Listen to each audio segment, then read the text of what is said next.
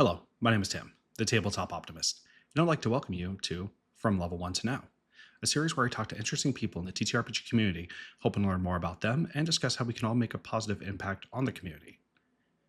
Every interview, I will find out how they started out to where they are now. So let's find out some awesome things about some awesome people together.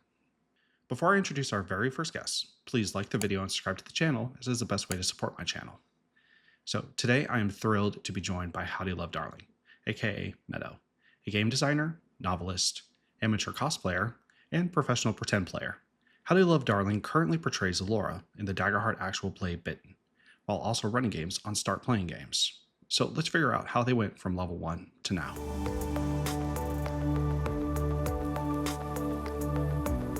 Thank you for joining level 1 to now. How's the day going? How are you doing today? Thanks for having me. The day is good. It's one of my very few recovery days, and I've been enjoying every moment of it with like this much work, just about 3% work. So, keeping it completely balanced over here. I get that. Yeah, no, being able to hopefully be feeling better soon and up to 100%, or as close as you can get. Yeah, it's just 97 more percent to go. But yeah, so I'm gonna start off with the first question that I always kind of start off with. Want to start at the beginning. How did you start out in the TTRPG space? My villain origin story. I started out as a viewer, as a watcher. Of a few different actual plays, and it was in the pandemic era. And I had always wanted to play D&D, but I had never had nerdy enough in real life friends. All my nerdiest friends are online, and I didn't know about playing D&D online back then. So I did everything I could to seek out in-person play. And I ended up finding one at a nearby brewery that was having like a beginner's intro day where a bunch of different GMs had donated their time. They were all running the same one shot with the same pre-made character sheets, and teaching us as we played, which is, in my opinion, the best way to learn. For me, at least, it was easiest for me to pick up when I was actually picking up the dice and understanding why these things were being said. And it was a magical experience. I left that D&D one shot how I imagine like kids who ride their first big kid roller coaster do. Like I was shaking, I was excited, and I knew I was going to do this for the rest of my life, even if it was just like play a game with my friends once a month. Like the second I got a taste of D&D, I was like, oh, buddy, that's the money. And then I became a menace in the D&D RPG space. No, no. I like that style of training where it's kind of like learn as you go, kind of as you're doing it. Where it's like Yeah, if you try to read the books and try to hyper analyze about what you're supposed to do, it could become very nerve wracking to the point where a yeah. lot of people are like, "Oh, I don't think I'm going to start until I feel 100% comfortable." But I think that's one of the kind of the advice that they have in the 2024 book is just to start, is to Yes. learn to play by playing. Yeah, just like Game Changer, we have to try it to see if we even like it. Because of course, you can like listening to actual plays and then just decide playing's not for you, or like GMing's not for everybody. Hmm. Um, so there's so many ways to be involved with the hobby without wanting so badly to play. But I am one of those people who wants to play, who wants to run, who wants to watch. Like I'll just absorb it all like a sponge. No, that's awesome. No, I get that completely. So you said you've been playing since around the pandemic, around that start time. What Yep. if you could go back to yourself on that night at the brewery and tell your level 1 self something that would help you either in the space or learning games, what would you tell your level 1 self that you know now? I, whoa, I think I would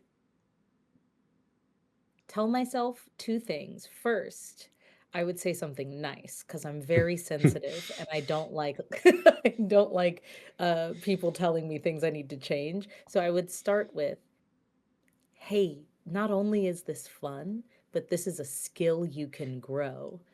And then the second thing I would do is say, "And I do that. That's all I do. That's my whole job. You can live off something that makes you happy if you want. I'm just saying, if you want to, you don't have to, but I do it and I like it. And I would plant those seeds because it didn't really click to me until years after the initial brewery night that I could spend as much time doing this as I wanted. Even Mhm. if I had to monetize some of that time, I could, if I loved it enough, I could absolutely find ways to, source income from being here and telling stories. No, yeah, that's one great thing about the TTRPG like hobby, comparatively to like what a TTRPG hobby, whether or not you're getting paid, is whatever time you have available, you could put towards that. I mean, of course, you got professional obligations to be able to put a roof over your head, but Yes. it's practically limitless. Yeah, just draw some art. You can put your playlist together for different characters or your favorite actual play to watch. Like, there's so many ways to dedicate real grounded thought to this hobby Hmm. in general. And it doesn't have to be monetized. I just was like, if I'm gonna have to pay bills anyway, Yeah. it might as well be with something I really would be dedicating 24 hours of my time to if I got the choice. So I definitely have my TTRPG stuff that will never be associated with money in any way, shape, or form. It's very Hmm. important for me to have the two be separate. But the ones that I get to tell with other people, uh, even though that some of that work is paid, so fun. It's the best. I'm so lucky. With about 5 years in the space, played a lot of games. Or as you were saying, you dedicate a lot of time to this. It's gonna be a little bit of a difficult question, but what moments in a game? What is a moment in a game that you will always remember? Oh wow. God, there's so many. I would like, because we're still talking about level one, I think about, or at least earlier towards my start, I want to start with something that I started with, which was my first campaign. Uh, it was being run for me by someone locally, and we had just met at a bar while playing D&D. Hmm. And we're like, we could get some friends together and just like do this. And it turns out it was such a learning experience for someone who had been playing for years versus me who was just like just getting into it, just coming into the hobby. And I learned so much about what I loved about different GM styles, what I hated about other play styles, my favorite class versus my least favorite way to describe things, or I just learned a lot. And I remember that I learned that this campaign was not for me. Hmm. But we were coming to the end of it, and I wanted to finish it out. So it was, I believe, Queen of the Dragon Horde, and we were going to attempt to fight some dragons way above our level. And I got to have an arc ceiling moment in a way that was important for my character. So even Hmm. though the story as a whole wasn't the one I really wanted to be telling, or wasn't being run the way that I would like, have in my dreams, it was an incredible experience because it still meant we could tell a good story. Like, it doesn't have to be the perfect table to be a good table, because there's a common saying that no D&D is better than bad D&D. Hmm. But mediocre D&D is still good D&D. Like, No. if everyone's safe and having fun, it doesn't have to be like professional cinematic, the best ever. Everyone's doing the right thing at the right time and getting the best roles. Like, it can just be a game that is fun and still be narratively fulfilling. So in summation, jumping off of a 70-foot building and summoning a bunch of wyverns over to my friends, knowing that there was not going to be enough for all of us, and my selfish rogue choosing to be the one that doesn't get on the wyvern and goes falling to the ground. Loved it. Loved it, loved it, loved it. No, yeah, I agree that not every game that you're going to play is going to be kind of like the best game ever, but it's still like, as long as you're, like you said, you're safe and you're comfortable at a table, you could still have so much fun even with a game that isn't like 50 like plus Yes. like episodes of deep lore Yes. and great storytelling at the moment, or great voices, because it's just like, you even just kind of sitting around, everyone using their regular voice could still be a ton of fun. Yeah, no one had accents on it all in that first campaign, and I honestly think it was easier for me to dive into role play because of that, because all of those people I did know in person, and I did have, like, preconceived notions of. So it wasn't like, "Oh, they're putting on a voice, now they're in role play." It's like, no, we were still just, like, talking and having these conversations, Mhm. and I think that was a particular charm of that first campaign for me. Yeah, no, that's awesome. Um, want to I this next question was actually one that I saw you post because I think somebody said, "What is a question that every person wants to be asked?" And this was submitted, so I screenshot. I was like, "This can be perfect." I That's said crazy. it was a what page what project are you most passionate about right now? And what is your dream project and what do you need to make it happen? Oof, that is a good question. I can't even be mad at, like, myself from before. Um, my most passionate passion project, because I have a lot of projects and I love them all dearly, but I think the one that hits different for me is Hex Heist, which is an all black table that I GM on my channel, that I also produce, and that is about witches in a cyberpunk future that I created, uh, while they steal a bunch of magical items and try not to die.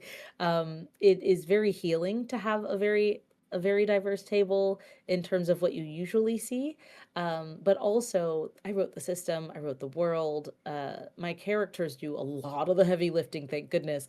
But I also taught myself how to produce and how to use, OBS and Video Ninja and Mhm. captions and make overlays and make animated intros and things like that. And when I first started this, I never thought I would get to that level of involvement in a project. Mhm. So it's my passion project, not only because it's really, really good and I'm so proud of my players, but because I built it with my hands, like with hands I never thought would be able to do this kind of work.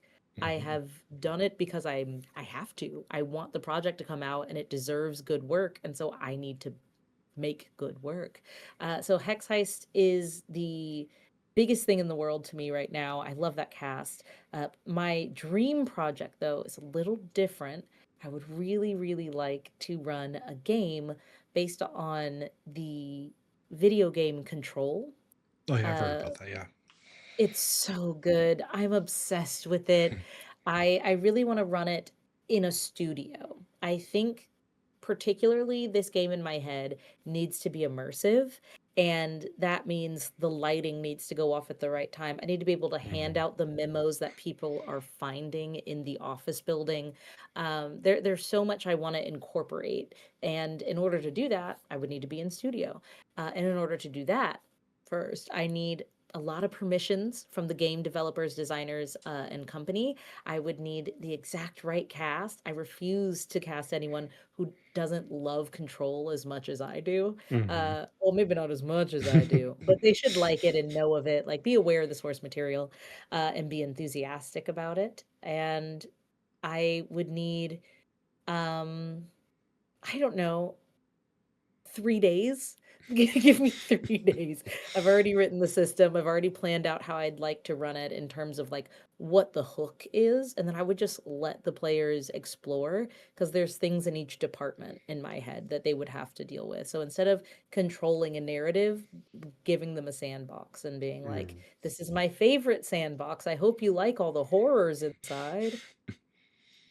No, that sounds really cool. Yeah, I haven't played Control myself yet, but I have like a backlog of like 50,000 games I've been meaning to play for Oh, a me while. too. Yeah, absolutely. Well, I love it. It's kind of like Severance meets Call of Cthulhu, this eldritch corporate vibe. Hmm. And it's intriguing. It wants to go on forever, even though it can't.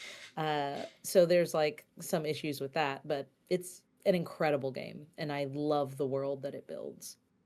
No, that's cool. Yeah, it's a interesting combination of kind of two different areas that you don't think that they would mesh well. A lot of times with like Call of Cthulhu, I feel like there is, well, Cthulhu-esque is very kind of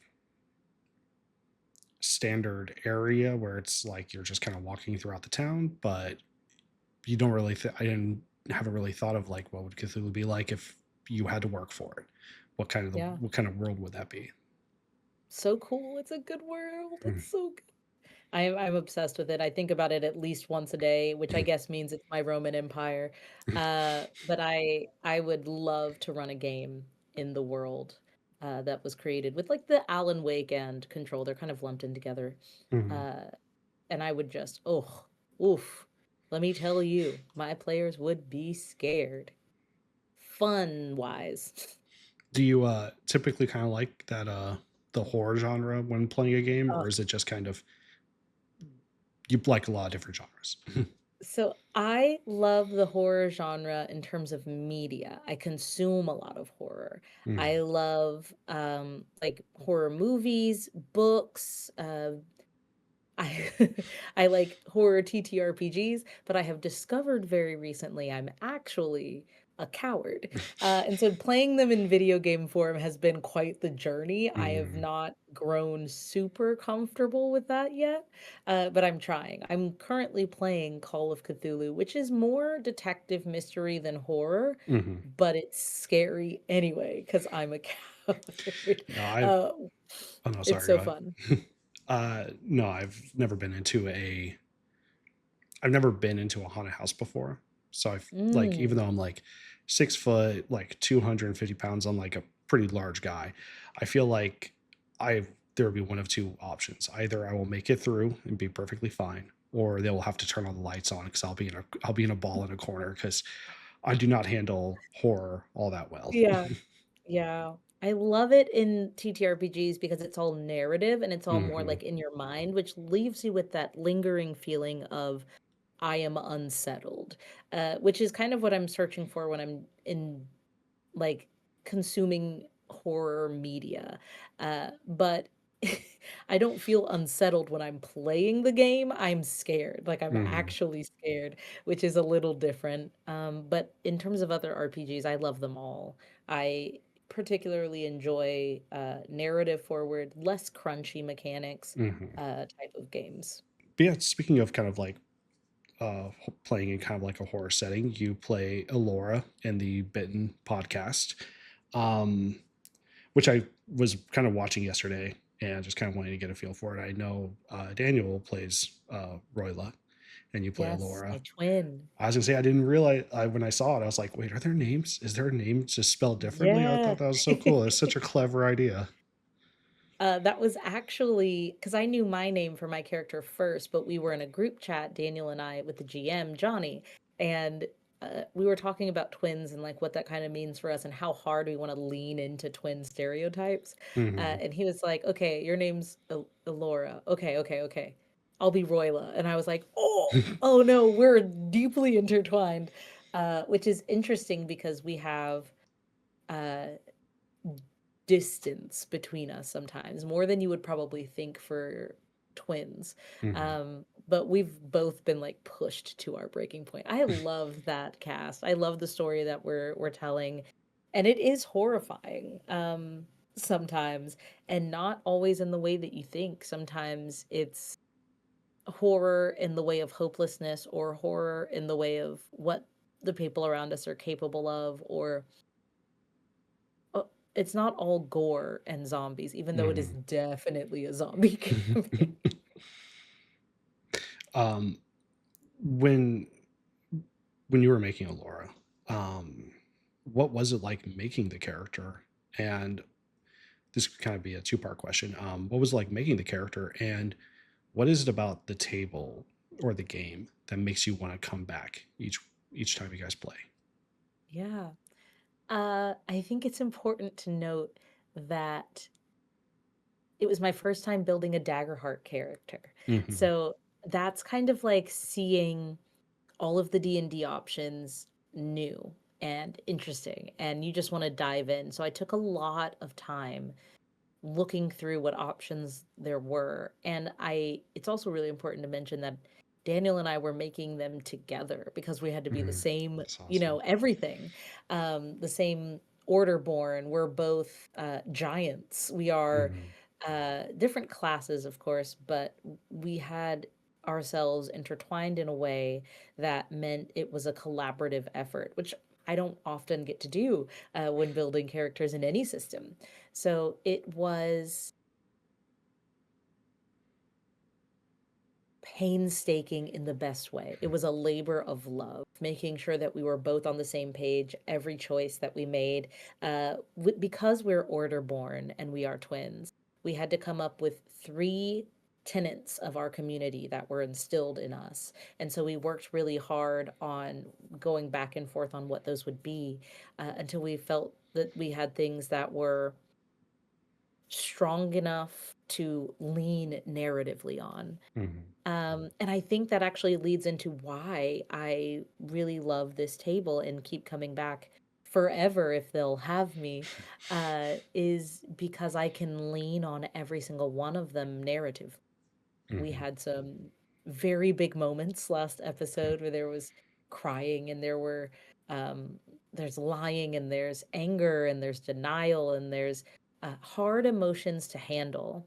And I know that I can rely on them because we've talked about it. We check in constantly.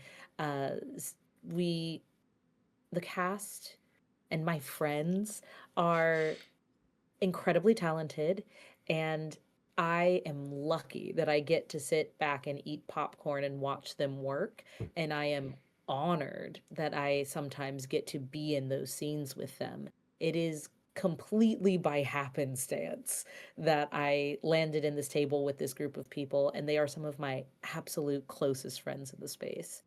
Um, Johnny is patient as a GM. All of the other players are generous with the spotlight, which is a huge thing. Mhm. That's hard to come across naturally, but easy to build. And I trust them with my life and with my zombified death. They're great people and they are incredibly talented actors. I get to learn from them and see what they get to do firsthand, which is like a cheat code to getting better, I swear. Yeah, it's kind of being able to absorb kind of what they're putting out as well. And I've mentioned this during the interview with Daniel. It's just that there seems to be a really genuine openness at the table. It's like I see you guys posting all the time about how thankful you are for the table, how much you appreciate each other's company, and I think that it just shows during the actual play. I'm not trying to make fun, but during the play of the table, didn't mean to do that. That there is a lot of caring, and that's really cool. Yeah. I think that's what the hobby's really about. Uh, TTRPGs teach you to practice empathy in new and challenging ways because you're in a different perspective. You're seeing someone else who is also coming from a brand new perspective. And yes, you may know them above the table, but would your friend like that joke about their Mhm. mom, or would the character they're playing fight you for it, right? Like it's about getting to turn empathy into more of a kaleidoscope, and it's a skill that is hard to hone, and I think I'll forever be honing it, but I'm really grateful that I found multiple tables, I'm lucky enough to say, that have felt very much like family or like home. And I Mhm. think that's what the game, whatever game it is, whatever system it is supposed to be. Is people coming together, feeling cared for, feeling safe, and having fun. Yeah, I think that's why the whole found family aspect of a lot of the games are so prevalent is because a lot of people are kind of building that trust in that community while playing the game. Yeah. Oh, that's awesome. Um, just one more question about the Bitten series, but what was it about when you were approached about Bitten? What was it made you like excited to play? Was it the players that you were joining with, or was it the story mode, the story that you were kind of the genre? Yeah, well, I was approached by Johnny, the GM, talking XP, and he said, "Would you wanna play Daggerheart with me?" Which was, like, very vague, and I was like, "Oh, yeah, sure." And then was like, "Great, here's the pitch." And I was like, "Whoa." It was, summed up as D&D, but in the world of The Last of Us. And I was Hmm. like, "Oh, you have got me." The Last of Us is one of my favorite games. I can't play it because I'm a coward, but I do love to watch playthroughs, and I've watched one and two all the way through like they're movies. So I rewatched them. Like I really like those games. And I was like, all I need to know is who the cast is. Just tell me who the cast is. Hmm. And Daniel was I asked him to bring in Daniel because Daniel is one of my favorites, but he was already on board. He was like, "Oh yeah, I've already asked." But anytime I go to a new table, I ask if I can bring Daniel too. Really, I love being able to see what he does. He is a master at voice work, at Hmm. improv, at the mechanics of any system he picks up. He's just really, really good. And so if I'm going somewhere, I try to bring at least one of my four comfort players with me. And as soon as he was like, "Yeah, Daniel's coming," I was like, "Say less. Say less. That's all I need. Absolutely. Yes, I'm in. I'm in. I'm in. I'm in." And it was pitched for 10 episodes. And we are currently we're going into number 11 on Tuesday because we can't stop playing together. So it's got the very good feeling of um, what is supposedly a myth in the community, which is that like D&D campaigns that last long term, like years and years and years, are like the white whale Hmm. of this community. Which may be true, but I'm keeping my fingers crossed for the Bitten cast and for the Hex Heist cast. I love both of those tables so dearly. You're talking about your throughout the interview, we've been kind of talking about your time in the TTRPG space, and one thing I wanted to ask you, and one thing I kind of reached out before we did the interview, was in the I wanted to ask you about your own personal experience as a Black woman in the TTRPG space. Like, what have you learned going forward with that? Yeah. Um, when I first got into it, I had moved down to Atlanta and I was going twice a week to just a public meetup where people would get together and run some one shots, have a couple drinks. Uh, the spaces were indeed predominantly white. Um, and Atlanta isn't. Mm-hmm. So I kind of endeavored to make the space more diverse from that moment.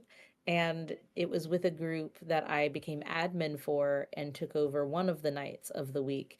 And steadily, that night became more and more diverse, not just with black and white, but with like people from all different cultures and backgrounds and heritages, body types and class. There was a lot of like data white guys, which is not a bad thing. But it's like when it's just so homogenous, Mm-hmm. you're not going to be able to tell a great story. It's not that you won't tell a good one or that you won't have fun.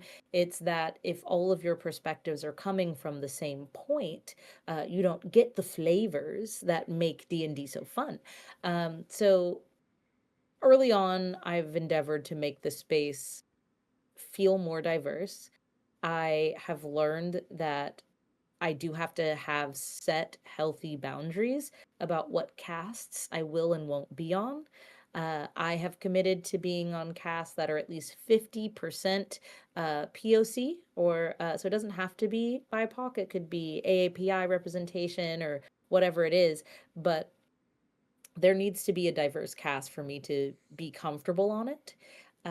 Because I have seen what happens when I don't have that boundary. I feel less safe. I feel less heard. It feels like I get talked over a little more easy if I'm in a room with a bunch of men. Uh, there's also the issue of, you know, the woman part, Mm-hmm. which has been a wild ride. I'm really grateful and lucky. I've never received hate or anything outlandish. I have received a lot of unwanted advances in game, which are very thinly veiled attempts at, I guess, some type of connection. Mm-hmm. But if that's stuff isn't consented to or talked about, like, don't try that with me in a one shot in a bar and we've never met. So I've learned a lot because I've had to protect myself. And protecting yourself looks like safety tools. Protecting other people at your table looks like constant check ins. And having a safety coordinator, even like it teaches you to level up, because there are certain people who are so bigoted or set in a certain way that they can't get past a certain level. Mhm. This community doesn't like evil Yeah. in general. Like, we learn how to defeat that. We learn how to banish it. So when someone shows up with bad intentions or in bad faith or without respect for others, you don't get too far before that blows up. Um, I have always wanted to make sure that the blow up part of whoever may be doing bad doesn't affect me or my players. Those are my people, and I want to protect them. So it really uh, just led to me learning how to put up better shields, better walls that always had doors in them. I don't want to close anyone off. I still do games with plenty of white guys. It's fine. I like them. But I also don't let it be completely open access. That everyone at my table is vetted. We look through your stuff to make sure you're not posting hateful things online. I don't want to be associated with people who carry a lot of hate in the space. So that's on the negative side. However, on the positive side, I have gotten so much joy and validation and representation out of being in the space. Um, Having characters with hair like mine. Me and Royla, we're twins, and we had an entire RP scene where we were oiling each other's scalps and twisting our lock, which is just a care that is specific to us. Mhm. And it felt really healing to be able to do that, because yes, we're giants. We are giants with three eyes, and one of us has, but also we're black. So Mhm. it's like it doesn't have to cross out and not be associated at all. That I don't have to hand wave my culture in order to feel seen or like I'm participating in the story. And then, of course, with Hex Heist, having an all black table where all of these jokes and memes are made, that is kind of like a second language. It feels like thieves can't in the best way. So yes, there have been people who have treated me differently because of exactly who I am. But there have also been opportunities afforded to me to build community specific to who I am. So it's been a double-edged sword, and I'm learning how to dual wield. So updates coming soon. And I agree with all that, and especially the part where having a diverse table does make the game better. Just like objectively makes it better. It Yeah, is, you are adding more realism to the world, and it's like you shouldn't just be bringing people to the table just to make your world better, exactly. but it's like that is a benefit that you get from it, Yeah. which is why like I never understood. I was just like kind of like wondered about like with like especially all white tables in 2025, where it's just like I what can't exactly. stop seeing. They're everywhere. Gen Con was a little eye opening for some things for me. That's what I'm saying. It was, yeah, it was disheartening because we've been shouting about it for a really long Mhm. time. And at some point, it feels like shouting into the void. Um, so, building space for your community doesn't mean you start excluding people. Uh, and that's why I'm growing Hex Heist right now. We're about to spin off and do a mini arc with a completely different cast, and they're not all black. It's because that's not the point of the story. It's not every Hex Heist table has to be only black people. We created Hex Heist in the middle of or for Black History Month on the Girls Run These Worlds channel. And I was like, oh, well then we're going all black if we can. If it's something we can do, we're gonna try. I don't see them very often. Mhm. Um, and it was only for 3 weeks. It wasn't going to be a big deal. And then as soon as we finished the run on that channel, we were like, we want to do this more, right? And everyone was so enthusiastic about it because there is something healing about it. But now that it's successful enough to stand on its own, I get to bring in more people, and there aren't any like stigmas or quotas or anything like that. It's just more people that I think are talented And of course, the table will still be diverse, but it's not going to be all black this time. And that's because our main values are still being upheld. There's no one, diversity has never meant exclusivity. Uh, so yeah, I have always been the person to push for more perspectives. I just think it's free flavor. Why not take it? If someone at your favorite restaurant says you want an extra cup of sauce, why wouldn't you take that? Just take it. It's good. You might need it. Um, so yeah, that's how my experience has been so far. Mostly positive, to be honest. Again, I've never received hate. I've never been like harassed or anything. I have been able to just make friends, tell my stories, and keep my wits about me, Mhm. which is great. No, that's good. It's good that you haven't received any type of like harassment in that area before. But Yeah. yeah, it's just I don't know what it is with like some people. When you have like a woman at the table, it's just like, oh, we'll see if we can do a romantic subplot. I'm just like, I don't think that's always necessary. And Yep. of course, if you're going to try, if that is something that is agreed upon, that's got to be a literal session zero thing. Yep. Absolutely. Hmm. I agree.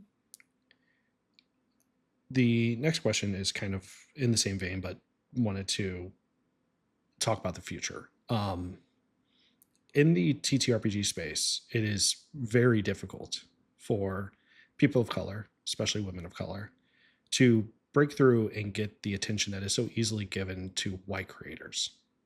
Um, This Definitely is seen true. some examples of that recently. Um, Yeah. what advice do you have for non-black creatives to remedy that and make this space more black friendly and more approachable to people who are black? Yeah. I love when people wield their platform like the platform that it is. I love when people who have influencer status influence people for good. You should be, if you do long form content, if you do YouTube stuff, make sure you're going out of your way to have your guests be diverse. If you are doing a one shot or a small mini arc or campaign, whatever it is, make sure that's diverse. Prioritize that diversity. If you're doing short form content on like TikTok or Instagram Reels, do like stitch and duets with other creators in your niche of color. Your platform is how all of your followers will know who to follow next. That happens the more you interact with people of color. So if you are constantly liking, reposting, favoriting, commenting, duetting and stitching, etc., of creators of color, which means following them too, uh, it will happen like passive income. It will just happen while you're not looking. So I encourage people who have the platform to stand on it and people who can influence to please do for good, not for benefit. Um it's not that hard. Oh, I don't think it's that hard. One of my friends does a follow Friday where they will list about 15 to 20 creators in just their top comment for people to go follow. It doesn't change their content at all. It's still their own stuff. They're not saying, and go follow this person, follow this person. Still their regular, like, oh, I'm dancing to this, or here's my get ready with me. But the top comment and the caption goes, follow Friday. Here's all the people I want you to follow. Top comment, here's all the people I want you to follow. And it's as simple as that. You don't have to change anything. You just might have to add more. And that's what inclusion is about. So, you know, in a word, try. I've said this a few times, and I don't want to sound like a broken record, but I feel like it's one of those things that bears repeating is that a lot of people will make the excuse, well, I couldn't find someone who was diverse or their schedule didn't align with mine. Well, Yeah. it's like there are a lot of people, and someone like myself who is kind of slightly on the outskirts of the actual play community, I see every week multiple people of color asking to be part of games, saying, hey, I'm available Absolutely. for this month or I'm available this time. And So I don't think that there's not a demand for it. Yeah, And those posts always gain a lot of attention. The people who are saying, "Hey, I'm available," gain a lot of likes. They gain some reposts. They get attention. But it's like people are still saying, "Oh, I can't find anyone." And I even someone who's not in the actual play community, I if I can find people that are exactly. if I can see those posts, then most likely people who do follow that are in that can see those posts as well. But it's like even if like let's say that when I asked you to be on this show, that you said, "Oh, I won't be available till like October." It's like, okay, well, Mhm. that barrier has already been broken down. So it's like just because you can't get them now doesn't mean, oh well, I can't get them at this second. Exactly. So it's never gonna happen.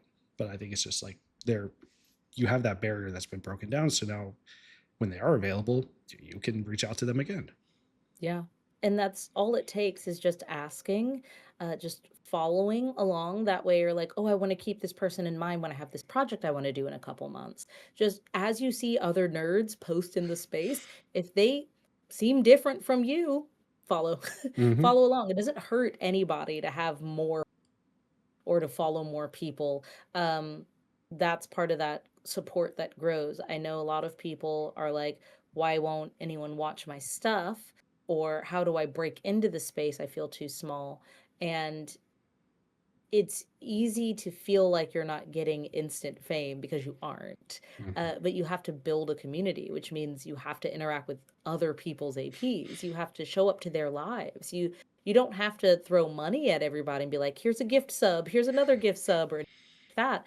But you should be participating in the community you want to join. People who don't want to do that feel more like they want to be adored by the community but not be in it. And Mm-hmm. that's not cool, man. We don't have kings around here. Like you gotta be a part of it if you want to feel support. Yeah, it's like they want to instantly rise to the top without without having to put any effort to support anyone else in the space. And I feel like that's how Exactly. a lot of actual plays are established is showing support for people in the space, kind of like what you said. You don't need money. Your YouTube doesn't like your YouTube doesn't like max you out on who you can subscribe to or what Exactly. videos you can watch. One little sub, one little follow, one little Twitch stream that you keep on mute in the background while you cook or something. Literally Mm-hmm. those numbers, that time spent, your effort is the currency that gets you the friends that build you the community that give you the numbers. So if you're not interested in making those friends, which is step two, like you're not going to want to be here for steps, 3 through 100. Mm-hmm. No, I really like that.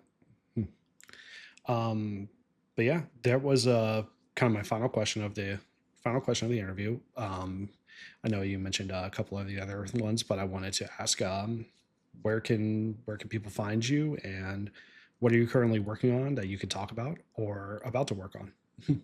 Yeah. Thank you so much for having me. I loved these questions. Very fun convo. I am Meadow. I have been Meadow and will hopefully continue to be Meadow in the future. You can find me everywhere on the internet that matters at HowdyLoveDarlin or HowdyloveDarlingm. You can look up my beacons on any of my socials, which will show you my schedule where I'm posting my new games that I am putting out. And that I might be in, as well as some references to my former work if you want to get caught up with me. I am a TTRPG performer, a professional game master, and an indie game designer for Meadowlark Games. Uh, Oh, I am working on, thank you. I am working on Hex Heist for the next month. We are coming back from our mid-season break and going to finish out this arc before taking the next part of the year off so that we can recoup for 2026.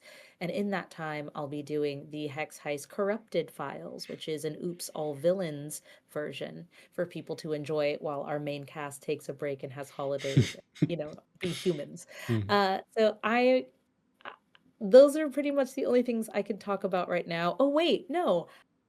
Great. I am a variety creator, actually, and I have been working on very hard this brand new series that is going to be on my YouTube and on Twitch called Nice to Meet You, which is like Hot Ones, but where you're in LARP and in full character the entire time. And instead of wings, we drink mead. So I have some really cool cosplayers in the space who get very silly with me as we try out a couple of meads and do weird games like uh which D&D monster would you bring home to mom and other fun bits while telling you how much we like or like we're very the mead that we try out. So that is coming before the end of the year. I cannot wait for that. And that'll be on my channel as well. So follow me along. Yeah. And I'm going to post all the links down in the description below. So make sure to click on those links so you can find them. But yeah, thank you for joining. And it was really nice talking to you. Thanks for having me.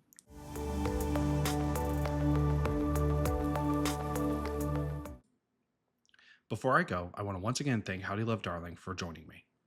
Make sure to follow them on their socials with the links provided below. Keep an eye out for the next episode of From Level 1 to Now, as I'll be having a conversation with Hamburger Boogie. Please like and subscribe to make sure you don't miss that interview. Thank you for watching, keep that glass half full, and have a great next game.